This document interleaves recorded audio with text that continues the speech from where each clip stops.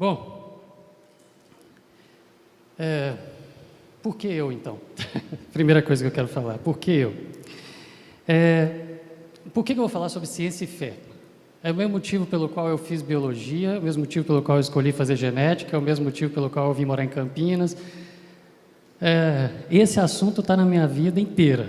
Assim, eu sou filho de pastor, então nasci dentro da igreja, mas eu era chato. Desde criança eu perguntava demais. Pensa numa criança que toda hora levanta a mão e toda hora não deixa o professor dar aula. Eu perguntava demais e nessa de perguntar demais, eu atrapalhava.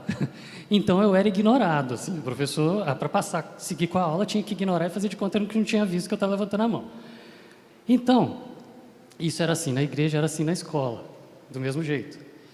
Bom, na igreja, desde pequenininho, eu não consigo identificar que idade que eu comecei a fazer essas perguntas, mas bem pequenininho, eu sempre fui inconformado com as escolas, com as histórias da... Deixa eu ver aqui a hora só para eu me basear, para eu me controlar.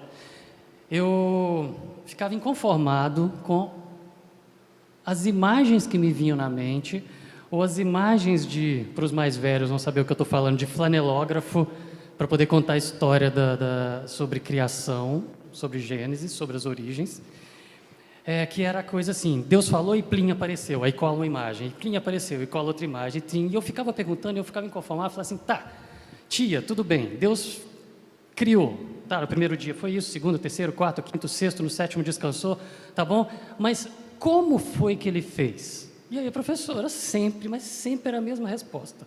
Ele falou e apareceu. Tá, mas como que foi? Ele falou e apareceu. Mas tá, mas... E eu não me conformava, não aceitava. Aquilo nunca para mim, essa criança, mas aquilo nunca para mim entrou. Eu falava, não, eu quero saber como foi que Deus fez.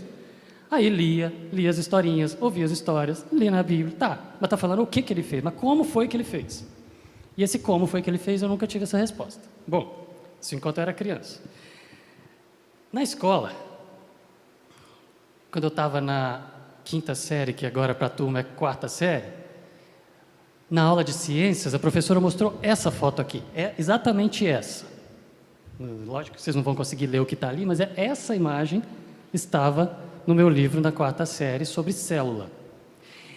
E eu achei fantástica isso, quando ela falou que todos os seres vivos são feitos de pedacinhos de tijolos, de pecinhas menores, que são as células, etc. e tal, e que todas servem para tudo, montam tudo, todos os seres vivos são feitos disso, e que ela tem isso, falando as partes dela, e que tinha um núcleo, aquela bola escura ali, brilhosa ali dentro, que eu achei aquilo o máximo, e eu tinha, mas o que tem dentro? E ela não queria responder, e ela enrolava e tal, mas o que tem dentro? O que tem dentro? O que tem dentro? E perguntando, Welby, tem um monte de enzimas lá dentro, mas isso não é importante. Eu não sabia o que era enzima, ela não tinha explicado isso, eu fui aprender isso no ensino médio, mas assim, ela deu aquela resposta só para eu ficar quieto. Só que eu fiquei inconformado. Bom, aí eu fui fazer biologia. Aí desde lá eu decidi ir atrás dessas coisas. Desde lá eu decidi ir atrás dessas coisas. E eu fazia muita pergunta, eu comecei a querer ler coisas, e aí, com 12 anos o meu pai me levou no gabinete dele, mostrou a estante dele e os livros que ele tinha que falavam sobre essas coisas, vai ler. E aí eu fui ler sobre ciência e fé, sobre origem, sobre Gênesis, procurando o como. O como, a palavra que eu procurava na época, que eu não sabia, era o processo, como foi que Deus fez. Tá? E aí eu comecei a ler essas coisas, mas não tinha muita coisa. Naquela época, para você comprar um livro, você tinha que esperar vir um catálogo, preencher um cadastro para receber o catálogo anual dos livros que estavam sendo publicados, para poder escolher qual, para chegar depois de 2 meses. Aquilo não existia internet, a informação era muito devagar. Aí eu fui lendo, eu li tudo que tinha publicado em português sobre isso, eu li entre 12 e 13 anos, mas não existia muita coisa sobre esse assunto. Bom, e continuava sem saber o que tinha dentro do núcleo, e aí eu continuei indo atrás de coisas também na escola, aí eu decidi fazer biologia, eu era criança ainda. Então eu achava que eu tinha que fazer medicina para poder eu ser cientista. Depois eu descobri que médico não é cientista, o médico aplica o conhecimento científico, mas o cientista é o que pesquisa a base, o que está antes ali e tal. Aí eu fui fazer biologia, beleza. Quando eu vim para a Unicamp, fazer biologia, aí eu comecei a ler inglês. E aí, quando eu comecei a ler inglês, eu descobri que tinha muito mais coisa do que aquelas poucas em português que existiam, que eu já tinha lido. sobre esse assunto, sobre como foi que Deus fez. E aí eu descobri que que existiam muitas coisas, que existiam muitas ideias diferentes, de teólogos famosos que nós usamos na igreja até hoje, diferentes, com ideias diferentes sobre o como Deus tinha feito, mas que no Brasil, publicado em português, tudo vinha desse livro aqui. Tudo que existia em português, enquanto eu era criança até a minha adolescência, era baseado nesse livro aqui, de uma dupla de autores, Henry Morris e John Whitcomb, que escreveram na década de 60 isso, que formatou o jeito dos cristãos nos Estados Unidos ensinarem sobre criação, que fez todo mundo imaginar o jeito de fazer, e fazer os desenhos de flanelógrafo, depois fazer os desenhos animados quando começaram a ter, e ensinar nas revistinhas de escola bíblica, e todo mundo criou um filminho na cabeça sobre o que estava em Gênesis 1, e imaginava daquele jeito que o Whitcomb e Morris imaginaram na década de 60, e os missionários americanos que vieram para cá ensinaram assim, as nossas igrejas ensinaram assim, e por isso que eu tinha aquele filminho na cabeça do pilim-pim-pim do sítio do Pica-Pau Amarelo. Deus falou e plim, apareceu pronto. E eu estava atrás de saber como foi que ele fez, que pecinha ele pôs primeiro, qual a ordem que ele pôs e tal, beleza. Aquele texto do Vale dos Ossos Secos, para mim, era o máximo. Eu falava, deve ser assim que Deus fez. Primeiro apareceu o osso, depois carne. Eu queria achar o processo. Por isso que eu estou aqui, gente. Por isso que eu fiz biologia, por isso que eu fui virar geneticista, para poder estudar o que está dentro do núcleo, porque a professora não me contou na 5ª série. É por isso. Bom, isso tudo que eu falei já estava aqui, tá? Já passou esse slide aqui. Deixa eu pular. Bom, só que, quando eu fui estudar,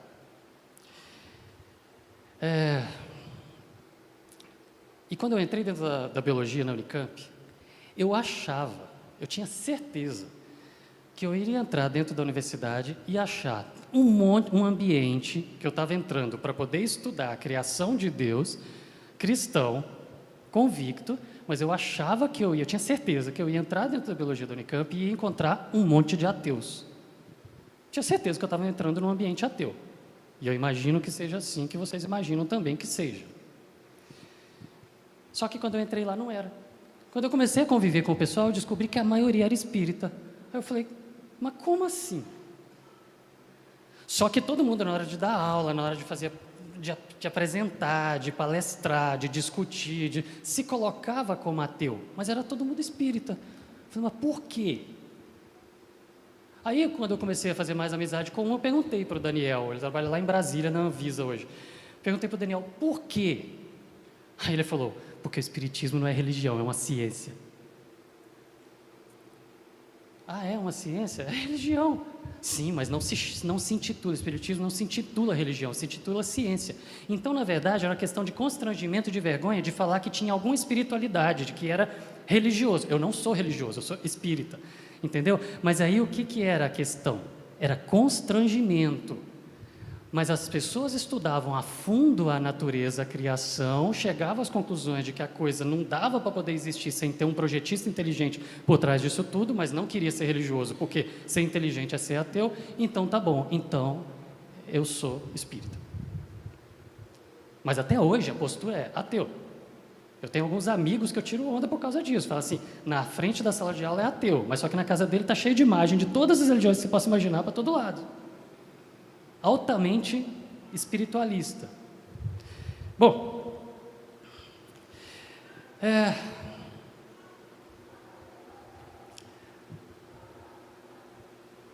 agora,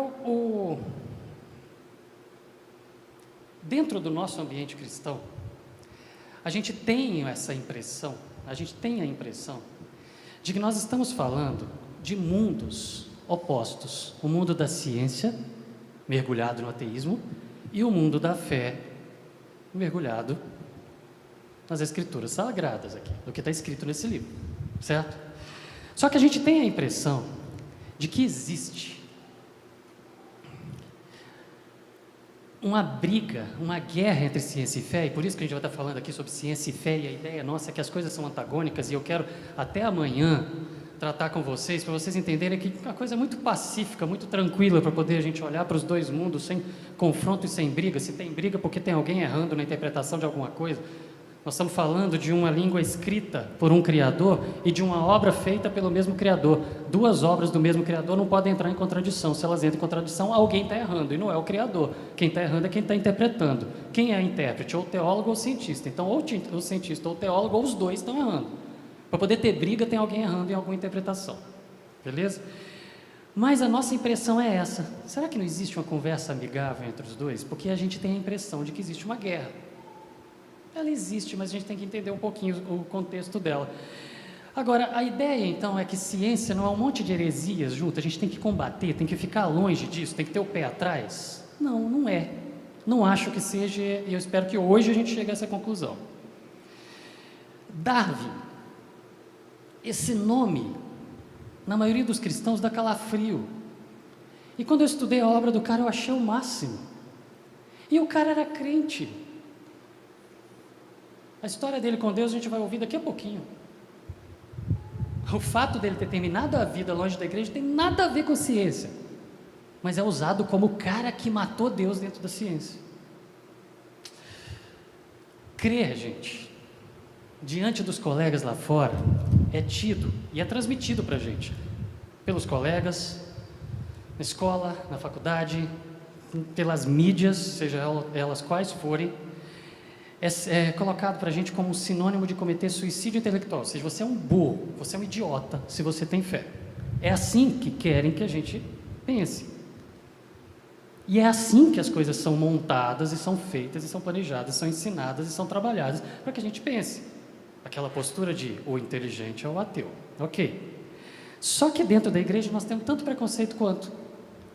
Pensar, ficar fazendo pergunta, é tido como sinônimo de suicídio espiritual. Eu tenho um amigo que ele saiu da igreja, nunca mais pisou dentro de uma igreja, ele não se tornou ateu, mas ele nunca mais pisou dentro de uma igreja porque ele foi fazer pergunta, porque ele leu, ele estudou Darwin, ele achou legal e falou, e olhou para Gênesis 1 e falou, olhando para o que está escrito e olhando para o que o Darwin falou, não tem problema nenhum. Onde que está o problema? Porque a briga, o pastor bateu a Bíblia na cabeça dele e mandou ele embora.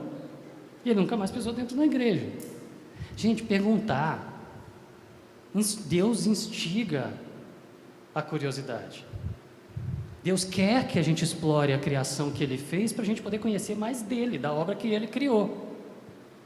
Então, pensar não é sinônimo de cometer suicídio espiritual, não, de você estar sendo um apóstata, não. É para perguntar mesmo, é para questionar mesmo. Deus quer isso, porque isso fortalece a nossa fé. E tem um texto, 1 Pedro 3,15, que eu vou voltar nesse texto várias vezes hoje e amanhã. Nós estamos começando com ele, vamos terminar amanhã com esse texto também, vamos terminar hoje também com esse texto, vou passar umas 7 vezes por ele. Antes se santifiquem Cristo como Senhor no coração, estejam sempre preparados para responder a qualquer que lhes pedir a razão da esperança que há em vocês. O que esse texto está falando? É a expectativa de Deus sobre nós com relação a essas questões. Ele quer que nós estejamos preparados para responder a qualquer que perguntar a razão da nossa fé. Tá, mas isso eu tenho que estudar pra caramba, eu tenho que saber tudo, eu tenho que fazer faculdade, Não. Mas a expectativa de Deus é que eu saiba responder a razão, a lógica, a coerência, o porquê que eu tenho fé. Por que eu acredito? Ela não pode ser vazia, oca. Isso é mito.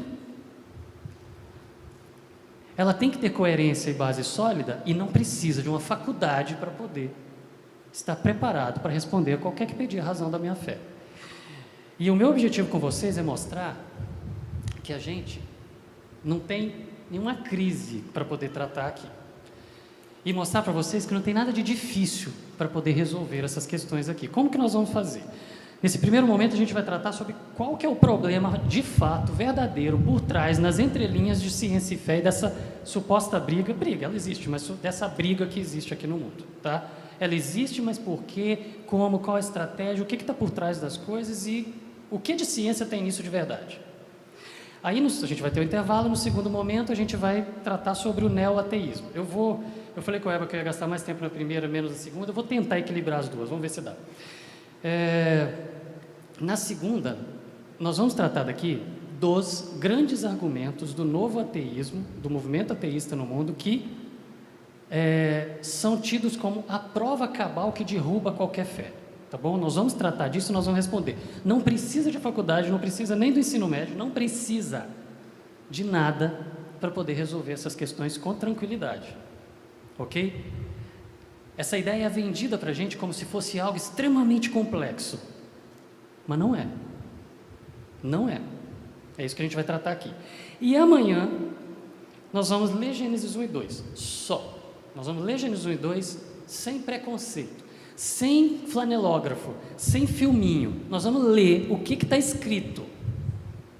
E eu vou tentar fazer exercício com vocês de tirar da cabeça aquilo que a gente imagina que há, a gente acha que está escrito lá. E vamos ler o que está escrito. Depois da gente ter tratado hoje do que nós vamos tratar aqui, nós vamos ler o que está escrito e eu quero ver se alguém ainda vai achar que tem problema. Para poder ter uma guerra e uma briga sem esse fé, tá bom? E não vou falar nenhuma heresia, não vou mandar achar que Gênesis não é literal, não, é literal sim, está escrito, o que está escrito é aquilo mesmo que aconteceu, ponto. Então não vou falar nada diferente, mas vai ter gente que enquanto eu estiver aqui falando, vai achar que, peraí, ele está caminhando para poder falar uma coisa que eu não vou concordar. Então eu quero fazer um acordo com vocês. Em primeiro lugar, aperta o botão de pausa, não trava a mente, escuta até o final, e o final é amanhã. Então, se hoje você achar que eu estou falando heresia, se você está errado, o final é amanhã, nós vamos ler Gênesis 1, tá bom? Então, se você achar que eu estou falando alguma coisa que é absurdo, amanhã eu tenho certeza que vai ser o contrário, tá bom? Então, aperta o botão de pausa e aguenta as pontas sem me jogar pedra. Agora, digamos que termine amanhã e você ainda assim acha que não, discordo de você. Tudo bem, continua com o botão de pausa apertado. E espera a gente morrer. Quando a gente morrer, nós vamos encontrar todo mundo lá no céu. Todo mundo, independente das opiniões aqui, de que corrente teológica, o que você acha sobre criação, sobre evolução, sobre qualquer coisa relacionada a isso, nós vamos estar juntos lá. Porque não é isso que vai levar a gente para lá. É a fé em Cristo Jesus e o sacrifício de Jesus na cruz. É ponto, certo? Essas questões aqui, elas são importantes para outro contexto, para outras situações, principalmente para os nossos jovens, que é o que a gente está tratando nesse primeiro momento. Então nós vamos estar todo mundo junto lá. Então a gente combina o seguinte, vamos esperar todo mundo morrer primeiro e chegar lá sem ninguém entrar na sessão do filme Gênesis 1. Espera todo mundo chegar lá. Aí quando chegar a gente entra junto para assistir. Quando a gente entrar junto para assistir, todo mundo vai ver como de fato foi. Aí a gente vai saber quem tinha razão. Aí na hora que sair eu vou dar risada e vou falar, tá vendo? Eu sabia que era assim. Entendeu? É isso. Então, espera, deixa o botão de pausa apertado, tá bom? Bom, 1 Coríntios 1:21 fala o seguinte: considerando que na sabedoria de Deus o mundo não o conheceu por meio da sabedoria humana, foi do agrado de Deus desculpa, eu não passei ali. Gente, estou mudando só aqui. Desculpa, gente. O filminho era para estar nesse slide aí. Eu estou mudando aqui e eu esqueci. Desculpa. Eu vou parar de olhar para minha cola e vou olhar só lá, porque senão eu vou... Pronto, está aqui. Considerando que na sabedoria de Deus, o mundo não o conheceu por meio da sabedoria humana, foi do agrado de Deus salvar os que creem por intermédio da loucura da proclamação da sua mensagem. Loucura. Essa que é a palavra aqui. Num sábado à tarde, aqui, com a disposição para ouvir 3 horas de um desconhecido falando sobre ciência e fé, é todo mundo doido. É um monte de idiota perdendo o seu final de semana. É exatamente essa a ideia do mundo sobre nós. 1 Coríntios 1:21. Quem crê é louco. A proclamação do Evangelho é loucura. Acreditar nessa palavra é loucura. Para quê? Para os olhos do mundo. Nós vamos falar sobre essa loucura aqui.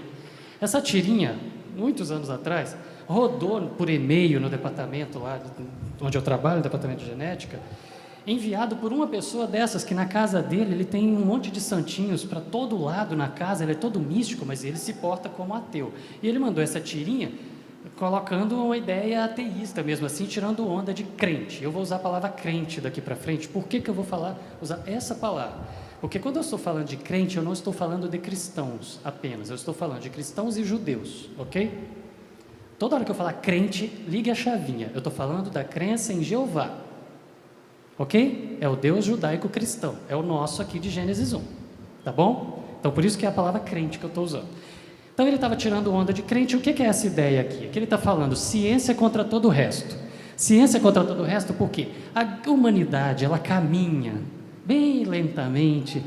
Todo mundo segue vivendo a sua vida e quando se depara com a necessidade de respostas, a imensa maioria escolhe aquele lado, o caminho simples, mas errado, crer em Deus. Como que tudo surgiu? Deus fez, ponto, acabou. É fácil, né? Então tá bom. Todo mundo escolhe acreditar no que é fácil, só porque é no que é simples, mas errado, certo? E uns poucos pegam um livro e vão estudar e seguem um caminho solitário e longo que os cientistas seguem, de estudar para poder aprender de fato a verdade, porque ele não escolheu o simples, mas errado, que jogou todo mundo no abismo. Só que aí quando eu vi essa tirinha eu falei para ele, olha onde que vai terminar. No mesmo lugar. E aí eu questionei, falei, não faz sentido ter a casa que você tem e tirar onda de crente, sendo que você é também. Nós acreditamos diferente, mas você é também. Ele nunca mais tirou onda. Nunca mais. Ele é meu amigo. Bom, nós vamos falar sobre alguns personagens aqui do ateísmo nesse momento hoje, nesse tempo aqui hoje. O principal deles é considerado o Papa do Ateísmo, que é esse sujeito aqui, Richard Dawkins. DD aqui é o livro principal dele, que é tido como a Bíblia do Ateísmo, que todos os argumentos matadores estão ali, ok? Para poder transformar. Ele fala que o livro ele fez para poder uma pessoa que é crente, que começar a ler esse livro, termina ateu, ok? A gente vai ler alguns trechos desse livro aqui hoje. E o Dawkins ele fala nesse livro que a crença é algo para os desprovidos de intelecto, de mente fraca ou de cérebros de desenvolvimento mediano. Ou seja, a crença, se você acredita, você é um burro, você é um idiota. Mente fraca, desenvolvimento mediano, medíocre, ok? Esse é o Papa do ateísmo moderno, é essa a ideia que ele está trazendo aqui. Livro sobre ateísmo, gente, existe a rodo. Ontem eu atualizei meus números, eu fiz uma pesquisa. Livros sobre ateísmo na Amazon foram... Cadê? Só 5.800 livros, só debaixo desse título. Livro sobre ateísmo, 5.800. Ontem. Só na Amazon. Ok? Você tem livro adoidado, publicado todo dia, saem livros aos montes, tem aqui livros didáticos também, livros que vão para as escolas, está tudo aqui, do 8º ano, beleza. Mas o ponto é o seguinte, se você pegar e for ler isso tudo, e eu leio sobre esse assunto desde os 12, eu já li pra caramba, eu só vou falar para vocês, que é quase todos, para eu poder não errar um dia, mas para mim, todos os argumentos a favor do ateísmo que existem, seja no passado ou no presente, que estão espalhados por esses milhares de livros e que são publicados novos todo dia, todos eles estão centralizados, agrupados em menos de 10 obras, em menos de 10 livros. E essas obras são de 5 indivíduos que eles se intitulam, eles mesmos se intitulam os Cavaleiros do Apocalipse. São os líderes do movimento ateísta mundial hoje, são autoridades, são pessoas, são intelectuais, são pessoas com muita influência, dinheiro, têm sociedade, organizam, recolhem dinheiro, investem em projetos ateístas e tal, para colocar a gente dentro da política, na educação, dentro dos produtores de filmes, de livros, de seriados, tudo para poder divulgar o ateísmo. Isso não é secreto, não é escondido, não, isso é aberto, é algo oficial, ok? E as obras deles têm o objetivo da vida desses sujeitos é transformar pessoas em ateus, porque eles querem que o mundo se torne ateu, porque eles acham que isso é o melhor, e eles têm os argumentos deles aqui. Nós vamos tratar mais sobre eles, mas o ponto que eu estou falando é o seguinte, você quer argumentar contra o ateísmo, que é esse o nosso objetivo aqui? Está ali, menos de 10 obras, menos de 10 livros. E entre eles tem os principais, hein? Ok? Quais são esses livros? O primeiro deles é esse aqui, O Fim da Fé, desse sujeito aqui, Sam Harris, que ele em 2004 publicou esse livro, onde ele falava que a religião é um impedimento para o progresso. em relação a abordagens mais esclarecidas da ética e da espiritualidade. Ou seja, ele está falando que a religião atrapalha o desenvolvimento da humanidade. Ponto. Tudo que eu afirmar aqui agora, até o final desse segundo período eu vou responder, tá? Mas por enquanto eu estou só colocando as afirmações. O outro livro, o maior de todos e o mais famoso, esse livro tem quase 600 páginas, é O Deus um Delírio. Esse aqui, que é o do Richard Dawkins, que é o papa do ateísmo moderno, certo? Ele é o líder desse grupo e ele é o cabeça do movimento, ele é o que coordena todas as atividades, ele é um ex-professor de Oxford, biólogo, ex-professor de Oxford, e ele escreveu esse livro onde ele fala que a humanidade sofre de delírio coletivo por acreditar num Criador em pleno século XXI, no meio de tantas evidências e tantas provas de que não existe Deus, ok? Fala muito de provas de que Deus não existe, tá? Bom, e ele escreveu esse livro em 2006. Aí, em 2006, desculpa, deixa eu só ver aqui, foi em 2006 mesmo, Richard Dawkins, ok. Aí no mesmo ano, em 2006, o Sam Harris, que escreveu aquele livro O Fim da Fé, ele escreveu um outro livro que chama Carta a uma Nação Cristã, que era o quê? Ele ficou tão indignado que quando ele publicou um livro falando que a religião atrapalhava o mundo, ele foi detonado nos Estados Unidos, as igrejas todas falando mal do livro dele, pregando, falando contra aquele livro e tal. Aí ele escreveu um outro livro respondendo aos americanos, falando assim, tá na hora de questionar livremente a fé religiosa, nós estamos no século XXI, para com isso, deixa a gente falar o que quiser, liberdade. O que é isso? Só porque eu falei contra a religião, agora vão me perseguir? Foi essa a tônica desse último livro dele, tá? Aí em 2007 um outro livro veio, Deus Não é Grande, do Hitchens, Christopher Hitchens. Esse cara, ele morreu em 2011, ele escreveu nesse livro como a religião envenena tudo, falando que a religião está no meio de tudo, infiltrou em tudo, estraga tudo no mundo. A religião organizada é violenta, irracional, intolerante, racista, incentiva o fanatismo. Então, para ele se intitula o mais rebelde do grupo, que é o que quer que acaba mesmo, que crie lei para fechar a igreja, ele é o mais radical. Era, né? Morreu em 2011. Bom, o Richard Dawkins, o Papa lá, em 2006, ele falou no Deus um Delírio, na Bíblia do Ateísmo, ele falou que ele achava um absurdo existir o título de criança cristã, criança muçulmana, criança hindu, Ele falava o seguinte, a criança é um livro em branco, é uma página em branco, ele tem que deixar, não pode ensinar nada para ele sobre fé, tem que deixar ele crescer, ele decidir o que ele quer. Ele achava um absurdo escola dominical, ensinar para as criancinhas a acreditarem em alguma coisa. Só que, de 2006 até 2012, o livro dele, que ele achava que ia levar multidões para o ateísmo, não estava tendo esse efeito, aí ele escreveu esse livro aqui, ó, A Magia da Realidade, Richard Dawkins para crianças, para poder ensinar as crianças a ser ateus. E, gente, o que ele escreveu nesse livro, vocês não têm noção do tanto de conteúdo que está nesse livro, e é bastante coisa, que está espalhado nos desenhos animados, está aí, está seguindo. O propósito dele está sendo cumprido. Ele ignorou o que ele escreveu no livro de 2006, que não era para ensinar criança, agora ele ensina. Ok? E lá ele fala que como podemos saber o que é verdade e o que é mentira naquilo que nos ensina, ensinando as crianças a separar a verdade da mentira para poder eles serem ateus e não acreditar nessas histórias da carochinha que os pais deles tiraram de trás da orelha. Ok? E ele fala ali, ele ensina que toda religião, toda é um mito. Tá bom? Nesse livro também ele fala que o Criador é uma falsa crendice mantida diante de fortes evidências contrárias. Fortes evidências contrárias. Ou seja, está falando o tempo todo que tem provas aí de que Deus não existe, tá? Ou evidências muito grandes de que Deus não existe. Nós vamos ler. Eu não vou falar, que senão vocês vão achar que eu estou enrolando, assim, que eu estou manipulando vocês. Nós vamos ler nas palavras dele quais são as provas de que Deus não existe. Tá bom? E vocês vão concluir por vocês mesmos, que é fácil responder. Tá bom? Mas, gente, material, conteúdo tem aos montes, tem muito mais gente que defende o ateísmo, tem muito documentário, na Netflix tem documentários com essa turma. A ideia esses aqui são títulos de 3, Os Descrentes, Deus Criou o Universo e a História de Tudo, está na Netflix, por exemplo.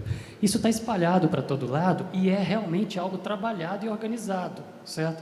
Existe uma sociedade que chama ATEA, que é essa de divulgação do ateísmo, comandada por esse grupo, que está influenciando tudo e todos, e realmente é um trabalho dedicado deles ali. De forma que a gente tem isso, então, espalhado, as ideias desses livros estão espalhadas em tudo.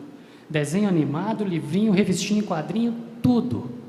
nos livros didáticos que estão na escola, tudo. Não tem o que fazer. A gente tem que aprender a lidar e tratar com os nossos filhos, ensinando a como lidar com essas questões. E a ideia é sempre a mesma. O que está ali sendo jogado no lixo são as 3 principais religiões. O homem evoluiu. Está na hora de aprender a pensar sozinho. Joga fora esse monte de crendices e mitos bestas idiotas aqui. Ok? Essa que é a ideia. E quem ainda assim vem num sábado à tarde gastar tempo conversando sobre isso, é um idiota. Tá bom? É um idiota. Então tá. Baseado nisso, vamos de novo para mais um texto. 1 Coríntios 1,18. Pois a mensagem da cruz é loucura para os que estão sendo destruídos. Eles nos acham idiotas. Eles nos acham loucos. Ok? Quando os argumentos não vão e não convencem na base do tirar onda ou te chamar de louco, e eles estão tentando e não conseguem levar, o mundo não passa de 10% de ateus, gente. Dependendo do país, isso varia, mas na média você está aí muito pouco, a gente vai ver esses números daqui a pouco. Mas como eles não conseguem levantar esse número tanto quanto gostariam, aí as estratégias vão mudando. Agora eles colocam outdoor, buzzdoor, eles financiam isso no mundo inteiro, apelando para o emocional. Imagina um mundo sem religião, o World Trade Center ainda estaria lá, não teria tanto sangue espalhado pelo mundo, não teria terrorismo, não teria isso, não teria aquilo. Então vamos lá, vamos para o apelo emocional. Ah, não consegue? Então vamos olhar para a história e vamos trabalhar nos filmes. Gente, vamos falar que a religião e mostrar o quanto a religião é responsável pelas maiores mazelas da humanidade. Todo mundo está acostumado a ver filmes sobre a Inquisição. A Inquisição foi um mar de sangue. Milhões de pessoas morreram, etc. e tal. A gente vai ver os números, nós vamos ver o que a Inquisição fez. Nós vamos ver, lógico, a Inquisição foi errada, lógico, já estou abrindo um parênteses aqui. Mas as coisas são tão manipuladas que quando a gente olha os números históricos, reais, e a gente for comparar, a gente fala, meu Deus, tem tanto filme, tem tanta história, tem tanto seriado, por quê? Porque tem um plano, tem dinheiro para poder investir, para contar essas histórias, para a gente ficar tão mergulhado nisso que a gente acha que foi um hecatombe. Aí quando a gente olhar os números, vocês não vão acreditar, tá bom? Bom, então aqui, alguns dos sites deles, dessa sociedade, são financiados. Se você hoje quiser criar um grupo ateu, você consegue financiamento. É assim, ok? Estruturado, trabalhando a ideia de que a nossa fé é o resquício de um mundo medieval que era para estar só como peça de museu. Ou no máximo a gente fazer isso dentro de casa, mas não num ambiente público, porque isso é uma afronta para o intelecto humano. Tá bom? Bom, 1 Coríntios 3, 18 e 19 vai tratar o quê? Não se engane, se algum de vocês pensa que é sábio segundo os padrões dessa era, tem que se tornar louco para que se torne sábio, porque a sabedoria deste mundo é loucura aos olhos de Deus. Então não tem jeito, gente, é assim, essa é a vida.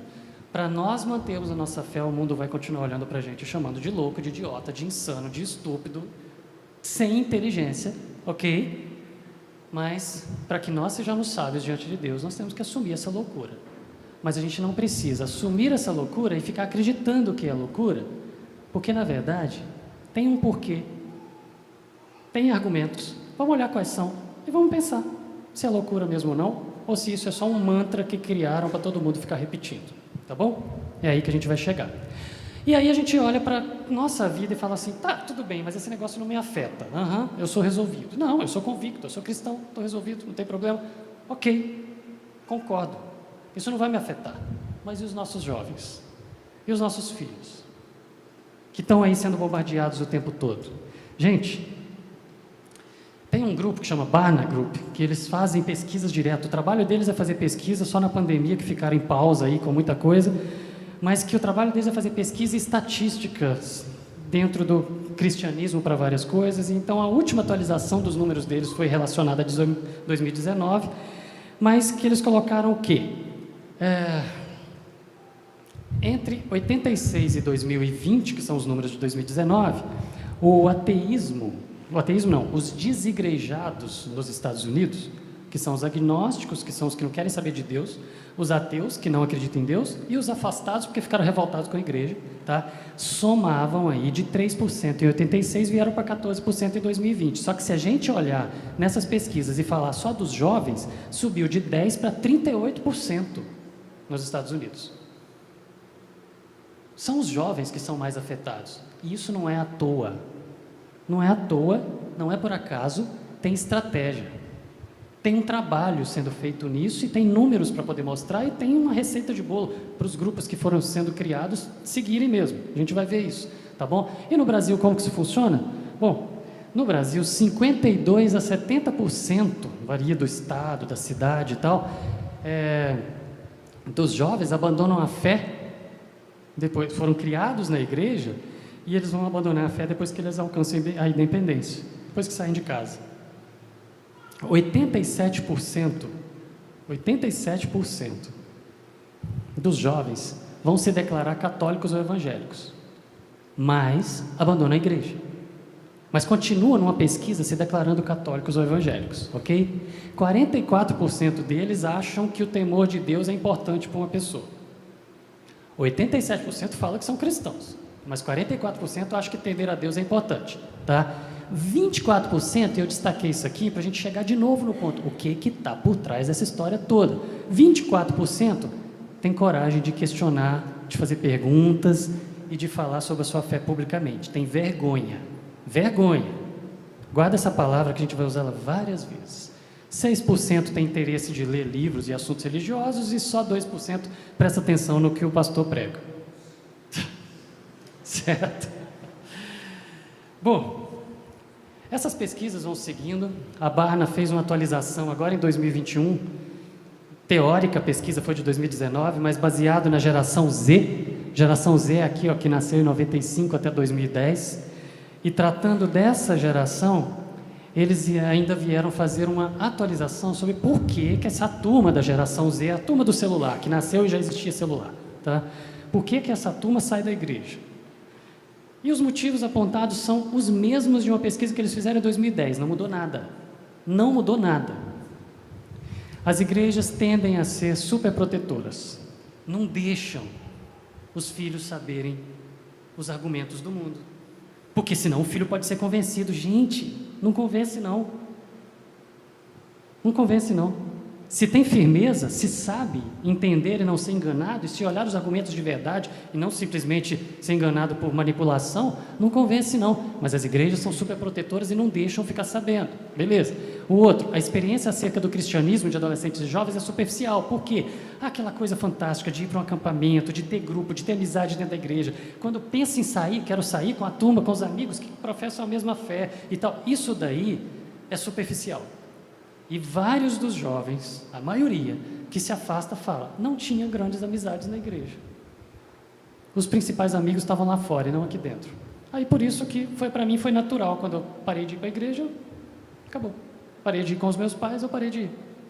A experiência superficial é um motivo para poder sair, para não ter firmeza. As igrejas parecem ser antagônicas à ciência, porque se eu perguntasse qualquer coisa sobre o que eu estava estudando lá, e que estava parecendo que era... Que fazia sentido lá na escola, aí olhavam torto para mim como se eu fosse um herege. Então as igrejas não deixavam questionar. Aí, quando o primeiro deu uma resposta satisfatória, foi embora sem sair para conferir se aquilo era verdade ou não. Ok? A igreja é hostil com quem manifesta dúvida a respeito de questões relacionadas à fé. É a Bíblia na cabeça do meu amigo. Eu ia falar o nome dele. E a gente está aqui, resolvido e achando que não tem problema nenhum, que a gente não precisa gastar tempo com essas coisas. Mas a estratégia está em cima dos jovens, da próxima geração. Ok? E aí, a briga existe? Existe. Existe sim uma briga entre ciência e fé, eu falei suposta, ela é verdadeira.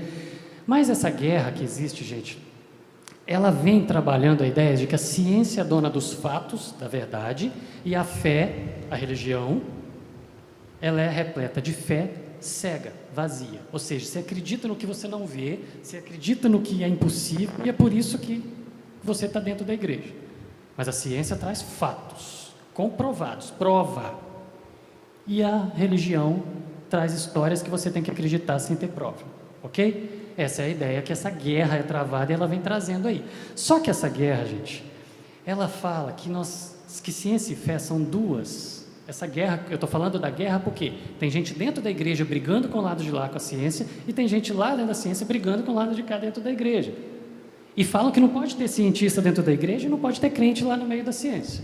São duas esferas que são colidentes e não coincidentes. Elas batem uma na outra, elas não podem se sobrepor. Não pode existir um cientista cristão e não pode existir um crente cientista, ok? Só que essa guerra, gente, ela é muito mais uma briga, uma batalha de indivíduos e os seus seguidores do que instituições. Não é a ciência como um complô contra a fé. Não existe isso. E não é a igreja como um todo brigando contra a ciência. Não existe isso. A gente tem zilhões de cristãos cientistas e de cientistas cristãos. Crentes. Vou falar crentes, que aí a estatística sobe muito, mas judeu, 30% disso é judeu. Gente, não existe esse complô da ciência contra a fé e da fé contra a ciência. Existem indivíduos, mas esses indivíduos falam muito bem e levam seus seguidores a levantar a espada e brigar junto. São guerras de indivíduos que são travados por seguidores manipulados. A gente vai ver por quê, tá bom? Bom, Oséias 11, 7 fala lá do passado, porque o meu povo é inclinado a desviar-se de mim. Aí a gente vem para Oséias, para 1 Timóteo, 2000 anos atrás, mantendo a fé e a boa consciência, que alguns rejeitaram e por isso naufragaram na fé. Gente, lá atrás, 2000 anos atrás, 3000 anos atrás, 3500 anos atrás, já estavam se afastando. Essa tendência a se afastar de Deus, ela sempre existiu, ok? Aí 1 Timóteo 4,1 fala do futuro, que pode ser hoje ou sei lá quando para frente. O Heber sabe falar melhor isso do que eu, mas o Espírito expressamente diz que nos últimos tempos apostatarão alguns da fé, vão se distanciar de Deus. Ou seja, gente, sempre existiu, o abandono da fé sempre existiu, continua existindo e vai continuar. Essa é uma tendência natural, mas o ponto hoje é que os jovens estão sendo convencidos a abandonar a fé por tiração de onda. Estão sendo convencidos a abandonar a fé porque a estratégia está pegando no ponto mais sensível para um jovem, a ridicularização, a vergonha. É aí que a gente vai chegar, tá bom? Mas qual que é a origem então desse problema entre ciência e fé? Como eu já disse, sempre existiu. Gente saindo da igreja sempre existiu. Abandonando Deus sempre existiu, mesmo antes da igreja. Mas qual é a origem desse problema? Gente, Jeremias 9,23 fala: não se glorie o sábio na sua sabedoria, nem se glorie o forte na sua força, nem se glorie o rico na riqueza, mas o que se gloriar, glorie-se nisso, em entender e em me conhecer. Estuda, gente, pesquisa, estuda, vai lá, me entenda, explore, aprenda, estuda a Bíblia, estuda a natureza, vamos conhecer Deus. Deus quer que a gente aprenda. Deus quer que a gente cresça, Deus quer que a gente estude, mas nesse texto tem a palavrinha chave que a gente vai chegar aqui onde está a raiz do problema. Gente, o homem precisa de Deus. O homem naturalmente busca Deus. Você descobre uma tribo lá no meio do mato que nunca teve contato com cultura nenhuma, eles cultuam alguém. Eles cultuam o sol, a lua, uma madeira, alguma coisa, uma estátua, cultuam alguém. Onde você tem ser humano, você tem Deus.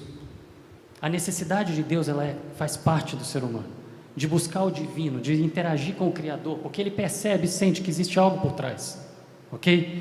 E dessa necessidade natural do ser humano de buscar o Criador, de buscar Deus, diferentes concepções de Deus sempre existiram na história. Aqui a gente está falando da mitologia. Tiveram sempre, ao longo da história, de todos os tempos, de todas as culturas, de todos os lugares, concepções diferentes de Deus, dando nomes diferentes para Deus e criando deuses diferentes. Os mitos, as mitologias estão todas aí.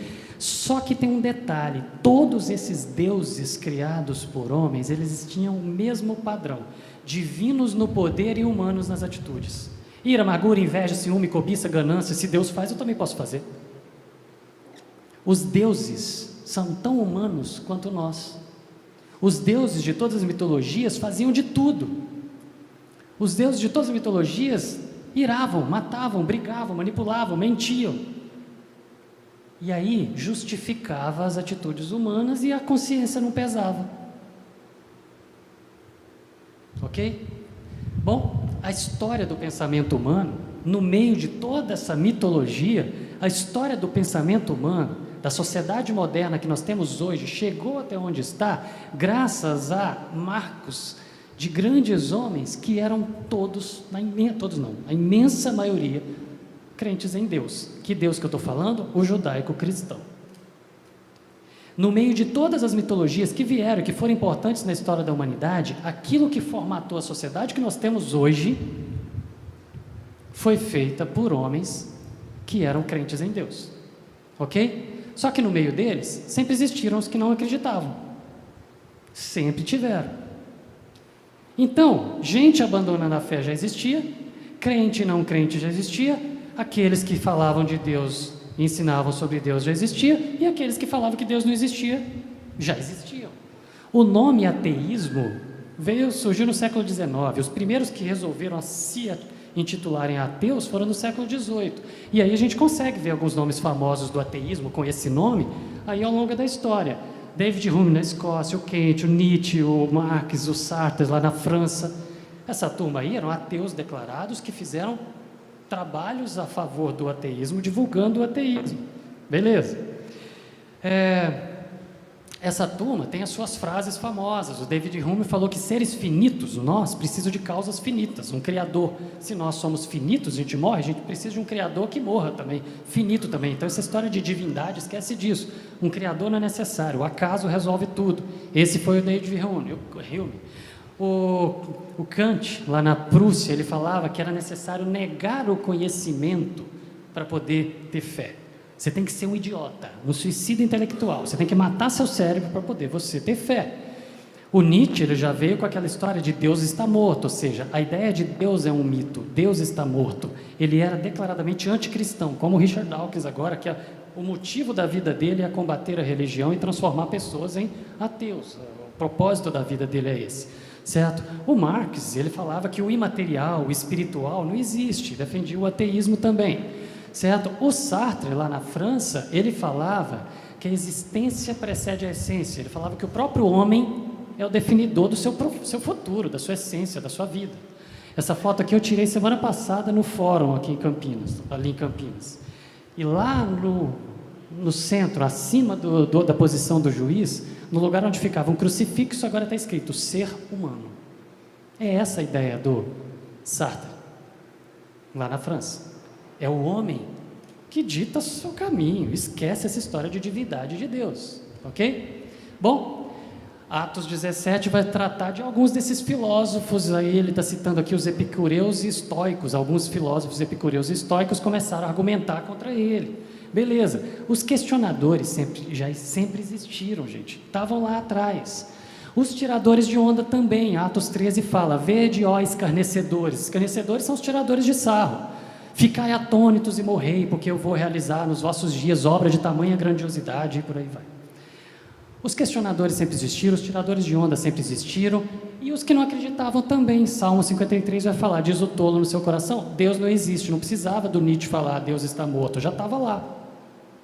Sempre existiram essas pessoas, sempre existiram. Os argumentos, eles evoluem, os argumentos ganham palavras novas, ganham exemplos mais modernos e mais tecnológicos, mas os argumentos são os mesmos.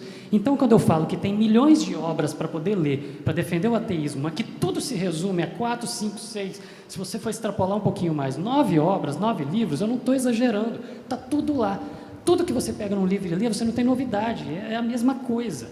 Livro antigo, de 600 anos atrás, está lá. Se está divulgando de 200, de 250 anos atrás, está lá. Os argumentos são os mesmos, os exemplos é que mudam. Ah, mas você fala, mas a ciência moderna trouxe provas. Nós vamos ver. Nós vamos ver. Na segunda palestra nós vamos ver quais são as famosas, as grandes provas. Certo? E o Darwin? O Darwin é que matou Deus. Vamos ouvir a história, vamos falar um pouquinho da história do Darwin, então. Bom, o Darwin nasceu em 1809, morreu em 1882, era um cara de uma família rica. Gente, cientista, na época do Darwin, era financiado pela família ou pela igreja. Quem bancava pesquisador para estudar, fazer pesquisa, estudar a natureza, era ou a igreja ou era a família. E o Darwin era rico, ele não precisava da igreja bancar as pesquisas dele. Então, ele não tinha emprego. Ele vivia do dinheiro do pai, do avô. O pai era médico, o avô era cientista, assim, chamava historiador natural, é o que pesquisava a natureza, era zoólogo, mais ou menos zoólogo, o avô dele. E ele era de uma família muito rica e muito influente na região onde ele morava. E a família dele, há 3 gerações, tinha posições muito firmes contra a sociedade tradicionalista naquela região. Que posições firmes? Eles eram liberais, eles eram contra a escravidão, e a igreja não falava nada da escravidão. Eles eram a favor da liberdade de expressão, e eles eram a favor do voto, inclusive do voto das mulheres, quando a mulher não votava. Ok? Esse era o Davi. Bom, o Davi, com 16 anos ele foi fazer, porque o pai dele mandou, ele foi fazer medicina em Edimburgo, na Escócia. Só que ele não aguentava. Ele não aguentava medicina, ele não aguentava ver cadáver, ele não aguentava aquilo. Ele adorava natureza, estudar e pesquisar, mas ele não aguentava ver corpo aberto, aquelas coisas ali. E enquanto ele estava lá, na universidade em Edimburgo, fazendo medicina forçado, ele se converteu, se tornou anglicano, com 18 anos. Se converteu, voltou para casa, falou com o pai dele: não quero fazer medicina, eu quero fazer biologia. Só que não existia esse nome, o nome era História Natural. E História Natural não era um curso, era uma matéria dentro do curso de teologia que ia estudar a natureza, a criação de Deus. E ele falou: quero ser teólogo, quero fazer curso, quero fazer seminário. Só que era faculdade. Quero fazer teologia, estudar para ser pastor. Estou falando do Charles Darwin, gente, o autor da teoria da origem das espécies, o matador de Deus, tá bom? E ele foi fazer teologia em Cambridge, no melhor curso de teologia que tinha na época. E quando chegou lá no primeiro mês, ele foi fazer estágio. Com quem? Com o professor de História Natural, que era a biologia da época, que era o pastor da capela que ficava dentro da faculdade, que era o Henslow, esse cara aí, autor desse livro aqui, o mentor de Davi. Ele foi o orientador dele, e ele ficou amigo dele, era o pastor dele, era o discipulador dele, era amigo dele, andavam juntos, estudava a Bíblia juntos, beleza. O Henslow era uma das maiores autoridades da universidade, em Cambridge. O Davi, de 178 alunos de teologia, não estou falando de biologia, de teologia, quando ele se formou, ele foi a 10ª maior nota. Ele foi o 10º melhor aluno de teologia. Ele aprendeu a pregar, abrir a Bíblia, pregar. Ele pregava, ele ensinava na igreja, ele ensinava escola bíblica, ele fazia isso. Ok? Ele adorava estudar a criação de Deus, ele era crente. Ele cria no Deus criador de todas as coisas, ele escrevia sobre isso está nos diários dele. Bom, aí em 1831, o Henslow, o orientador do Davi, professor lá, que era super autoridade, foi incumbido pelo governo britânico de colocar um historiador natural, ou seja, um, entre aspas, futuro biólogo, certo? Só não era esse nome, mas um pesquisador para poder ir nesse navio, o Beagle, que era um navio da marinha inglesa, britânica, para poder rodar o mundo fazendo pesquisa. Aí ele perguntou para o Darwin: você quer ir? Claro! Aí ele veio rodar o mundo. E onde ele passou a maior parte do tempo? No Brasil. Essa imagem aqui é na Bahia. O Beagle na Bahia, e o Darwin passou muito tempo no Rio de Janeiro e muito tempo na Bahia, principalmente. Bom, e em 1827 ele chegou à conclusão de que a juba do leão, na época de Adão, não era do jeito que é hoje. Ela era diferente. Ele chegou à conclusão de que um vírus que em 2019 surgiu na China e começou a fazer um estrago no mundo e criar uma pandemia que mandou todo mundo ficar preso em casa, que esse vírus ia ter variantes. E que essas variantes iam continuar surgindo o tempo todo e mudando. Estou falando de algo de hoje, mas é isso que ele descobriu lá em 1827, que as espécies mudam, ponto. Sabe o nome disso para a ciência? Evolução. Sabe o que é evoluir? Não é aquilo que a gente vê no Pokémon, não é aquilo que a gente vê em desenho animado. Evoluir não é melhorar, não é progredir. Para a ciência, evoluir é mudar. E ele chegou à conclusão seguinte: a criação de Deus, e é essa a expressão que ele usa. Eu vou ler um texto dele para vocês verem que ele fala do Criador, no livro A Origem das Espécies, o livro que matou Deus, que dizem que matou Deus, ok? Mas ele descobriu isso então, chegou a essa conclusão no Brasil, pesquisando, em 1827. Em 1838 ele começou a escrever o livro e ele só foi publicar em 1859. Por quê? Teve uma história. Bom, mas olha um trecho do livro A Origem das Espécies, o livro que é usado para... dizem que prova que Deus não existe, tá? Um incrédulo, isso é palavras do Darwin, um incrédulo poderia dizer, ele estava aqui, quando ele escreveu isso, ele estava em Galápagos, perto do Chile, num arquipélago ali. O incrédulo poderia dizer sobre as duas ilhas, que ele estava pesquisando os pássaros das duas ilhas, que seguramente dois criadores diferentes atuaram, um numa ilha e outro na outra. Ele estava falando de criador, gente, do criador, de Deus. Ele ainda era crente aqui, tá? E no final do livro ele fala o seguinte: não vejo razão nenhuma. Aí ele já estava preocupado com os crentes radicais xiitas que iam falar que ele estava matando Deus com esse livro, falando que a juba do leão mudou, falando que as espécies não eram todas paradinhas e não mudavam, que Deus tinha criado as espécies com capacidade de mudar, com a possibilidade de mudar num mundo que muda o tempo todo. Essa foi a conclusão dele. Deus criou um mundo que não é estático, vive mudando. O clima vai mudando, as estações, as condições vão mudando, inundações acontecem, secas acontecem, e as espécies todas já estariam extintas se elas também não mudassem. Então Deus criou todas as espécies com a capacidade de mudar para poder se adaptar a um mundo que vive mudando. E tudo bem. E olhava para Gênesis, tudo bem, ele pregava em Gênesis. Tudo bem, sem problema nenhum. Mas ele achava que alguém ia achar ruim, porque ele estava falando algo diferente daquele filminho que estava na cabeça de que todo mundo tinha aprendido a pensar. Não o que estava escrito na Bíblia, mas o que todo mundo tinha aprendido a pensar.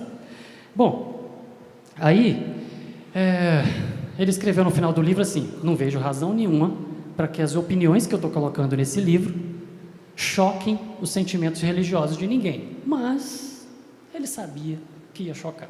Ele fala: não vejo motivo para achar que eu estou falando besteira e heresia, mas eu sei que eu vou arrumar confusão. Por isso que ele demorou tanto tempo para publicar. Bom, além disso, teve uma história que aconteceu bem perto dele, numa cidade próxima, uma região próxima, que foi o quê? Em 1844, um cara publicou um livro falando a mesma coisa que ele tinha concluído sobre evolução, também pesquisando, mas eles nem tinham trocado figurinha. Mas um outro cara, provavelmente esse aqui, o Robert Chambers, mas ele não assinou o livro, ele publicou o livro meio anônimo, com medo das reações, falando o seguinte: as espécies não são todas travadas, elas mudam, elas vão mudando. Variantes acontecem. Gente, olha em volta, nós todos somos variantes. A gente está impressionado aí que todo dia sai uma notícia, uma nova variante do coronavírus surgiu, aí mandam para mim: você viu isso? Eu falei: gente, variante surge todo dia. Nós somos diferentes um do outro porque nós somos variantes. Deus criou assim, a vida funciona desse jeito. A gente vai recombinando as peças e cada um que nasce, ele é um pouquinho diferente do outro, e essas mudanças elas vão se acumulando e vai ficando cada vez mais diferente. Mas beleza, o Chambers também tinha chegado a essa conclusão, o Darwin também tinha chegado à conclusão de que as coisas mudavam, de que as espécies mudavam. O Chambers publicou, nossa, foi uma revolução. Recolheram os livros, queimaram o livro. Foi aquela confusão, ele falou: epa, quando eu publicar o meu, o negócio vai pegar fogo. E ele conhecia algumas histórias famosas, do Galileu, por exemplo, a punição, as inquisições, as coisas que estavam caminhando ali. Eu estou montando para vocês o contexto da vida do Darwin. Ele tinha chegado a uma conclusão fantástica, de que o Criador tinha criado a vida mutável, com capacidade de criar variantes, certo? Para poder viver num mundo que muda. Ele queria contar isso para o mundo, mas ele tinha medo de contar porque a igreja não ia gostar, porque iam brigar com ele, já tinham perseguido outros, e ele veio de uma família que era contra a escravidão, a igreja não falava nada contra a escravidão, tinham cristãos que tinham escravos, e ele era contra isso, revoltado com isso. Ele teve uma situação que ele viveu quando ele estava no Rio de Janeiro. Ele foi na casa de um cristão, de um barão no Rio de Janeiro, e enquanto estava lá, ele pediu água. E aí veio um menininho, um pré-adolescente, trazer a água para ele, na bandeja, e deixou o copo entornar e molhou o Darwin. E quando o menininho, escravo, deixou o copo cair, o barão mandou chicotear o menino na frente do Darwin. E ele: não faz isso, e mandou chicotear o menino na frente dele. Ele descrevendo, o bom de falar do Darwin é que ele escreveu a autobiografia dele, porque um monte de gente fica botando coisa na boca dele que ele não disse. É só ler o livro que ele mesmo escreveu sobre ele. E a esposa dele que também escreveu. Os dois fizeram a autobiografia e está publicado isso para a gente poder saber o que o cara pensava de verdade, não o que dizem sobre ele. Bom, na autobiografia dele, ele contou esse episódio e ele escreveu o seguinte, que ele ficou decepcionado com aquilo, saiu do Rio de Janeiro, no dia seguinte foi para a Bahia, não voltou mais no Rio de Janeiro, que ele saiu com o estômago embrulhando da casa do barão cristão, certo? E ele falou o seguinte: não há justificativa moral para maltratar outros homens baseado no conceito de raça. A humanidade não se encontra tão distante dos outros animais assim por apoiar essas coisas absurdas.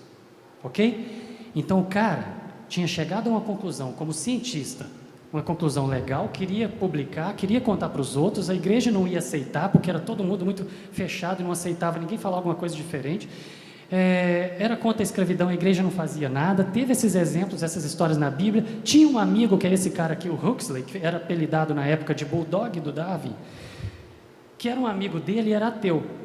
Só que o Darwin era rico, então ele era pesquisador, porque o pai pagava. O Huxley não era de uma família rica, não tinha dinheiro para financiar a pesquisa, e o Huxley queria também ser pesquisador como o Darwin.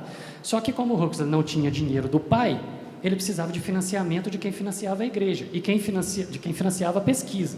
E quem financiava a pesquisa era a igreja, e a igreja não financiava um ateu. Aí o Huxley morria de raiva da igreja. Aí ele falava com o Darwin: publica esse livro que você escreveu logo, que na verdade virou uma enciclopédia o que ele escreveu, mas publica isso logo, essa sua teoria, porque essa teoria vai servir para poder mostrar que não precisa de Deus para criar as coisas, tudo surgiu do nada, por acaso.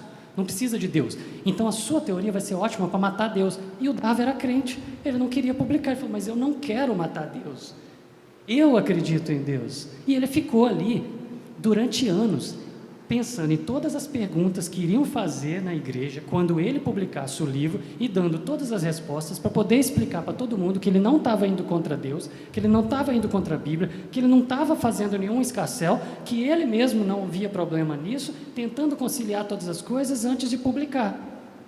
E ficou enrolando, porque ele não queria entrar nessa briga ciência e fé. Certo? Aí veio o golpe final. 1849, a Anne, a filha dele mais velha, ficou doente. Ela tinha uma infecção, e naquela época tratava infecção com choque térmico. Fria, esquenta, esquenta, esfria, esquenta, esfria, esquenta, esfria. Aí a menina morria também, né? Mas esquenta, esfria para poder matar a bactéria que estava lá crescendo dentro dela. Se ela sobrevivesse, vivia. Pronto. E ele viu a filha definhando e quase morrendo, e ele, cada dia que ele encontrava com ela na clínica que estava sendo tratada lá, que era a mais moderna que tinha, ele via a filha morrendo, ele foi para a igreja dele, ele era muito amigo do pastor dele, ele era a principal oferta da igreja dele lá, e tinha a chave da igreja, foi sozinho para a igreja, abriu, foi lá, ajoelhou e falou: Senhor, se a Anne está doente, por quê? Eu vou publicar esse livro, e esse livro vai causar problema para a fé, eu rasgo esse livro, eu queimo esse livro, mas cura a Anne. Aí no dia seguinte, enquanto ele estava com ela deitada no colo, contando uma historinha para ela sobre uma macaquinha do zoológico, que ele ficava inventando histórias sobre a macaquinha lá do zoológico para a Anne, que a Anne gostava da macaquinha, a Anne morreu.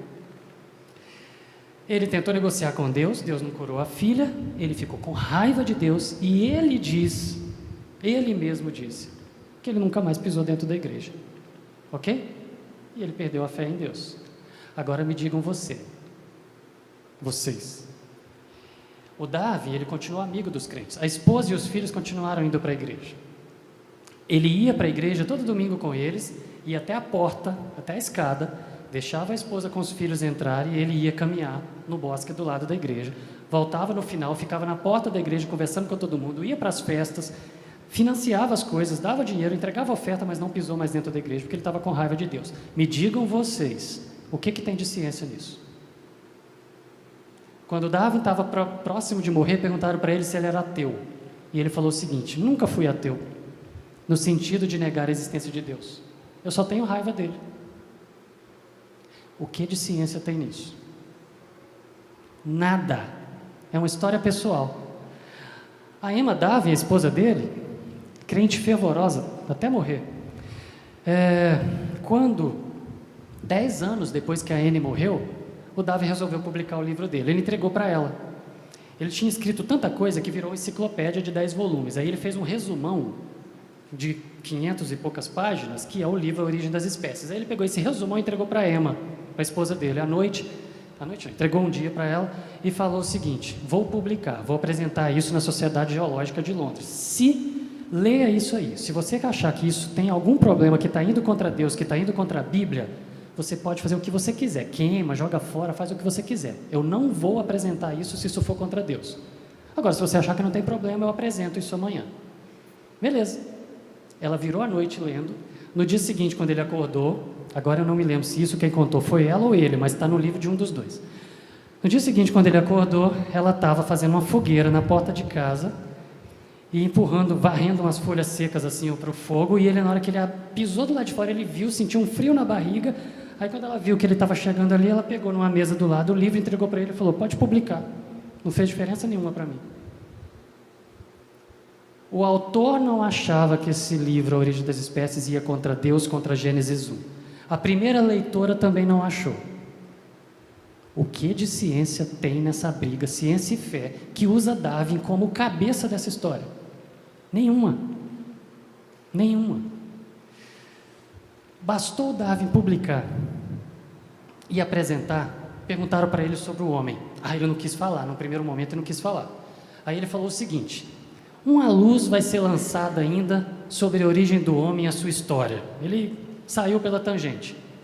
No dia seguinte, colocaram essa foto no jornal, um macaco com cara de Darwin, e a briga começou. Foi assim a história.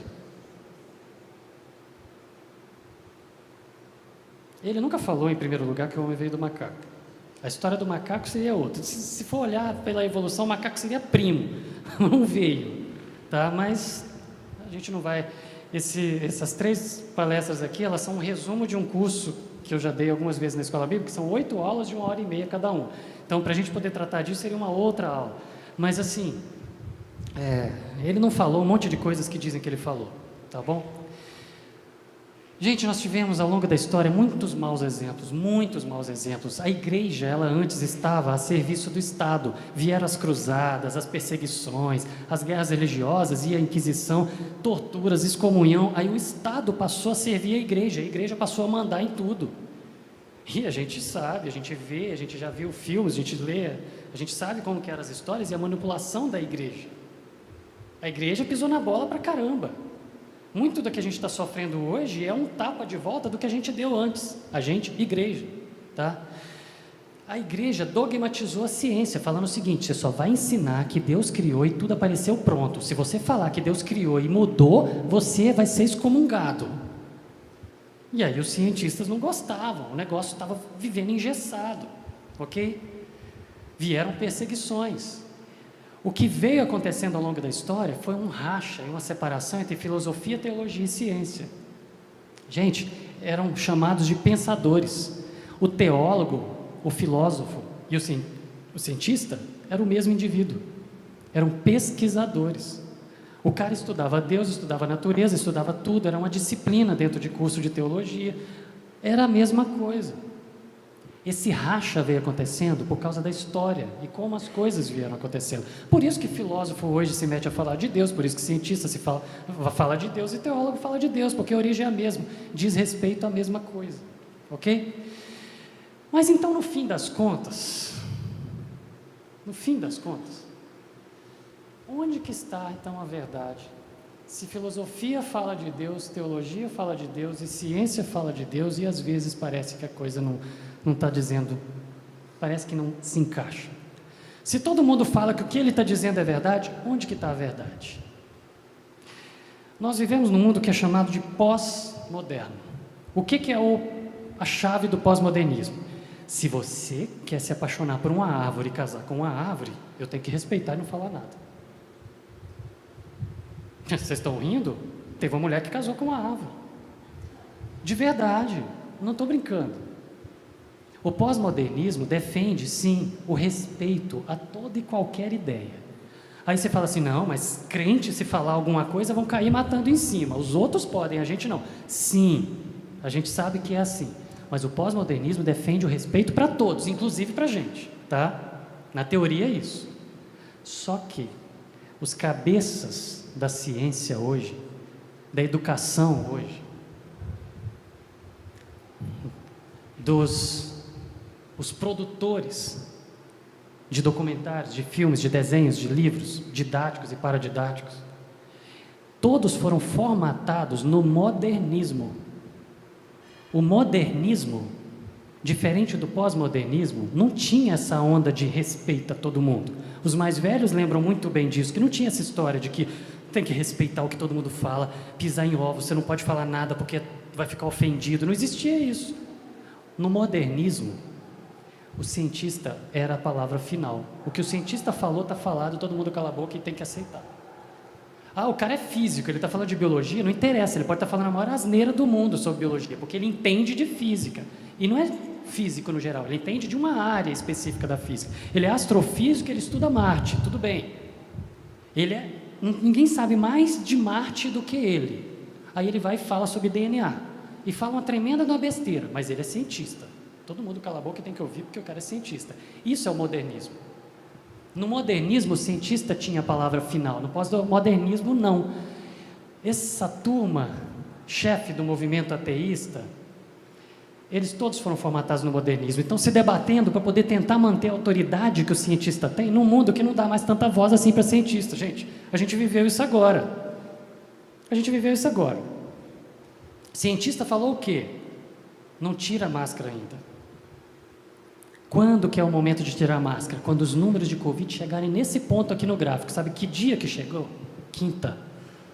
O momento ideal para tirar a máscara foi quinta-feira. Tem quanto tempo que já deixaram tirar? Foi decisão política, não foi técnica. Técnica foi quinta-feira. Mas os cientistas estavam falando, não tira ainda. Cientista não tem mais voz como era antes.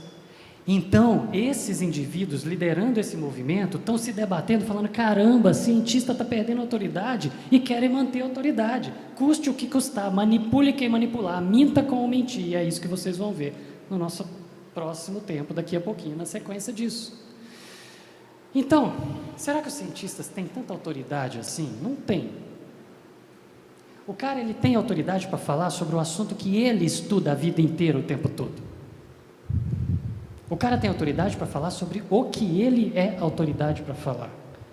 Só que eles querem falar e chamam para si uma autoridade como se eles fossem porta-vozes da ciência para o mundo. Deus não existe. A ciência prova isso. Manter uma fé é idiotice.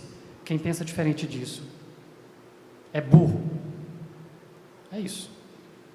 Chamam uma autoridade para si que eles não têm. O cara, ele é autoridade num assunto. É impossível o biólogo sair falando de química com a mesma autoridade do químico. É impossível o biólogo geneticista falar de ecologia como o ecologista. É impossível o etólogo que fala de ave vir falar de DNA e o geneticista falar de ave. Dentro de um mesmo curso, eu estou falando. Aí você pega um biólogo para falar de física, de astrofísica, você pega um astrofísico para falar de biologia, mas eles chamam para si uma autoridade e falam, eu sou cientista, eu sou o PhD tal, eu sou o doutor tal, eu falo, acredita em mim, porque eu sou cientista. Eu posso confiar em tudo que sai da boca do cientista? Não, depende. O que ele está falando? Qual que é a especialidade dele? Ele tem autoridade para falar daquilo? Então vamos dar crédito.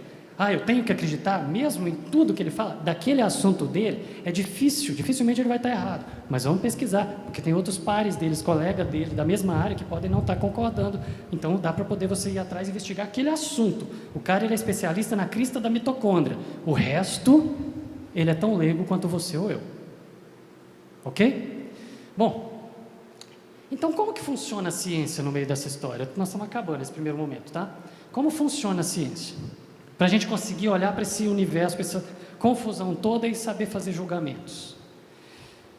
Eu queria fechar para vocês entenderem como que funciona, para a gente entender o nível da autoridade que um cientista tem, para depois nós olharmos para aqueles ali que são os papas do ateísmo, para eles virem falar, Deus não existe, a Bíblia é um mito, a ciência prova isso e eu vou apresentar para vocês as provas, que é o que a gente vai ler daqui a pouco. Então vamos tratar sobre quem são esses sujeitos que se colocam, chamam essa autoridade para si por serem cientistas, cada um na sua área. Como que funciona a ciência? O cientista faz pesquisas lá no mundo, no universo, está pesquisando, tá bom? E o que é que ele pesquisa? Pesquisa fatos. O que é fato? Fato, é o que acontece, joga para cima, caiu, pronto, o que sobe, cai. Então tem alguma força puxando isso aqui para baixo. E essa força que está puxando, dá para a gente medir essa força? Dá para medir, então vamos calcular. Criou, blá, blá, blá, lei de Newton. Ok? O cientista pesquisa fatos. Fato é aquilo que não dá para questionar. Só que quando ele pesquisa um fato, o fato em si é inquestionável. Quando ele pesquisa um fato, ele cria uma explicação para o fato. E quando ele cria uma explicação para o fato, essa explicação chama teoria. Teoria é fato? Não. Teoria é explicação. É a interpretação de um cientista que estudou um fato enquanto ele estava pesquisando. Ok? Teoria não é fato. Teoria está ali para ser questionada. E é exatamente assim que a ciência funciona. Quando o cara publica uma teoria, ele vai atrás de provas. Enquanto não, ele está indo atrás de provas, um monte de gente vai tentar pesquisar aquilo e correr atrás das provas para aquela teoria ou tentar derrubar a teoria dele. Se o cara encontrar as provas, aquilo vira uma lei. Aí sim, ninguém vai derrubar. Nós temos leis de Newton e teoria da evolução. Ok? E eu não estou falando contra a evolução, não, mas eu estou falando o seguinte, vamos dar nome aos bois. Existem leis de Newton, leis de Kepler e teoria da evolução, por exemplo. Ok? A teoria é uma interpretação de fatos. E quando ela for comprovada, ela vira lei. Se ela não chama lei da evolução, ainda não está comprovada. Em primeiro lugar, está aqui. Tá bom? Aí você fala assim, não, mas você está sendo incoerente, porque ali atrás você falou que não via problema nenhum da evolução com a Bíblia. Sim, não vejo problema nenhum da evolução com a Bíblia, mas o que eu estou falando é que ela ainda é uma teoria, tá? Enquanto ela é uma teoria, ela está sendo questionada, testada. E, gente, quanto mais famosa é a teoria, os cientistas, companheiros da mesma área, mais ainda vão tentar derrubar. Porque o cientista que derruba uma teoria famosa, ele fica mais famoso do que ela. E não tem lugar mais competitivo do que dentro da ciência. Porque os caras estão competindo para deixar o nome na história. Então, o cara quer mostrar que ele é melhor. Então, quer. A teoria do Darwin, por exemplo, vamos falar dela. O cientista que derrubar a teoria do Darwin vai ficar mais famoso do que o Darwin. E o Darwin é um dos cientistas mais famosos da história. Então, pensa no tanto de gente tentando derrubar essa teoria e não conseguiram derrubar até hoje. Então ela é forte pra caramba. Ela ainda é teoria, mas ela é forte pra caramba. Então não é qualquer asneira, não. Só que isso acontece dentro da biologia, da física, da matemática, da química, para todo lado. Enquanto toda essa pesquisa e gente tentando derrubar e a competição está acontecendo, enquanto isso tudo está acontecendo, os mortais, quem são os mortais? Todo mundo que não é especialista naquele assunto, daquela discussão. Ou seja, os outros cientistas que estudam outras coisas também são os mortais aqui. Todos nós estamos aqui. Toda pessoa é mortal nesse sentido aqui em relação a um assunto que só alguns são especialistas, ok? Então tá, os mortais ficam sabendo, entendendo aquela bagunça, aquelas discussões que estão acontecendo na teoria, através de um agente que chama divulgador de ciência.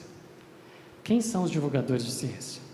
São cientistas, jornalistas, escritores, que vêm aqui, ó, e procuram ler as coisas que estão sendo publicadas nas discussões técnicas e interpretam a interpretação da interpretação dos que estão ali discutindo sobre os fatos. E aí esses divulgadores de ciência, que interpretam a interpretação da interpretação dos fatos, eles escrevem obras numa linguagem mais fácil de entender, e eles não são especialistas naquele assunto, então eles são tão mortais quanto os outros, mas eles vão, leem, discutem, estudam, procuram entender aquilo, acham que entenderam, escrevem o que eles entenderam, e esses livros de divulgação científica são usados para fazer o quê? Livros didáticos, paradidáticos, desenhos animados, filmes, seriados de TV e tudo que vem nos convencer a achar que Deus não existe, e a ciência prova isso. Esses indivíduos, que eu falei deles, e nós vamos falar melhor deles daqui a pouquinho, no segundo momento, são cientistas, cada um na sua área. Mas o papel deles, quando estão falando sobre tudo na ciência, é de divulgadores de ciência. Gente, o que as crianças aprendem nas mídias, o que os jovens recebem de bombardeio, são a interpretação da interpretação da interpretação dos fatos.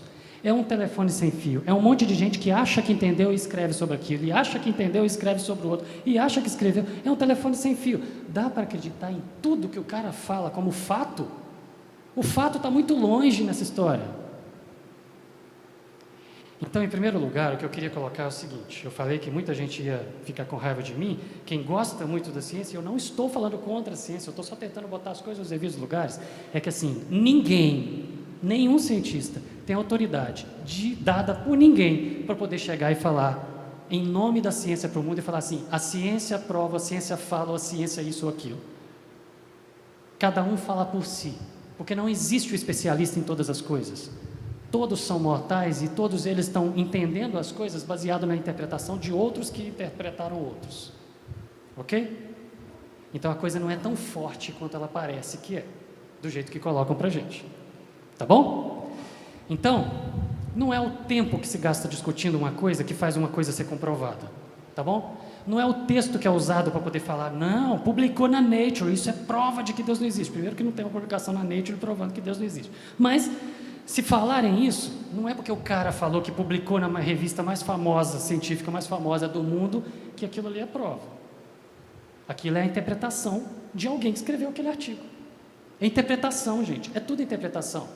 Não é o lugar onde foi falado, não é qual universidade, não é qual o professor, não é o currículo de quem está falando, não é o número de letrinhas que tem depois do nome dele, não é o nome do cientista ser mais famoso ou menos, não é nada disso que traz. Não é o prestígio, não é a inteligência, não é o intelecto de quem fala que define quem que é verdade. Eu posso confiar em tudo, então, que um cientista vem e fala assim: eu sou o doutor fulano de tal, então acreditem nisso. É assim. Sem ele chegar e mostrar e apresentar os argumentos e falar assim: Deus não existe, a ciência prova isso. Cadê a prova? Nós vamos ler daqui a pouquinho a prova. Cadê a prova? Ela tem que existir, ela tem que ser mostrada. Não é porque o cara falou que ele tem autoridade. Tá bom? Aí vamos voltar naquele texto que eu comecei com ele. Jeremias 9, 23. Não se glorie o sábio na sua sabedoria, nem se glorie o forte na sua força, não se glorie o rico nas suas riquezas, mas o que se gloriar, glorie-se nisso, em entender e em me conhecer. Nesse texto também tem a palavrinha que responde à pergunta que eu fiz no início. Qual que é o problema entre ciência e fé? É uma palavra que se repete naquele texto várias vezes. O problema entre ciência e fé não é a ciência de um lado e a religião do outro. Não é a fé cega de um lado e a razão, os fatos do outro. Não é o teísmo, a crença em Deus, e o ateísmo, a não crença em Deus. É quem é mais inteligente. É uma disputa de egos. É a glória do homem contra a glória de Deus. É o humanismo contra o teísmo. É o orgulho. No fim das contas, é tudo orgulho. É o cara que se acha o tal e ele quer que todo mundo acredite nele porque ele acha que ele é o tal. Eu sou autoridade, eu estudei pra caramba, então vocês têm que acreditar em mim, por isso. Não acredita? Não? Então vou escrever um livro para comprovar, vou escrever um livro para mostrar para todo mundo, vou dar palestra, vou fazer um documentário, vou publicar na Netflix, vou fazer tudo o que eu posso para trazer o máximo de pessoas para o meu lado, porque é uma disputa, é uma queda de braço. Tem um grupo de um lado puxando e um grupo do outro puxando e vão tentar. O lado dos teístas, dos crentes, está com mais gente do que dos não crentes, então tá bom, vamos fazer uma estratégia bem inteligente aqui, vamos colocar a gente produzindo documentário, vamos colocar a gente produzindo livro didático, vamos colocar a gente no meio da política para poder criar leis que vão coibir os crentes de ficarem divulgando essas baboseiras. Vamos fazer de uma maneira estratégica e clara, trabalhando, que aos poucos a gente vai conseguir aumentar o ateísmo. É uma disputa de egos, não tem nada de ciência, nada. É o que Eclesiastes fala, vaidade de vaidade, diz o pregador, tudo é vaidade, tudo é vaidade. Não existe essa dicotomia, que o que está escrito aqui é uma coisa e o que a criação prova é outra, porque o que a criação aponta é para o mesmo Criador que esse daqui apresenta. E na criação você encontra Deus e aqui você descobre quem é Ele, você conhece esse Deus. É isso que a gente vai ver quando a gente responder agora, daqui a pouquinho, os argumentos matadores do ateísmo, certo? Que é o que a gente vai fazer daqui a pouco. E amanhã a gente vai ler Gênesis e casar com os argumentos matadores do ateísmo, para a gente ver se tem problema de fato, tá bom? É isso aí.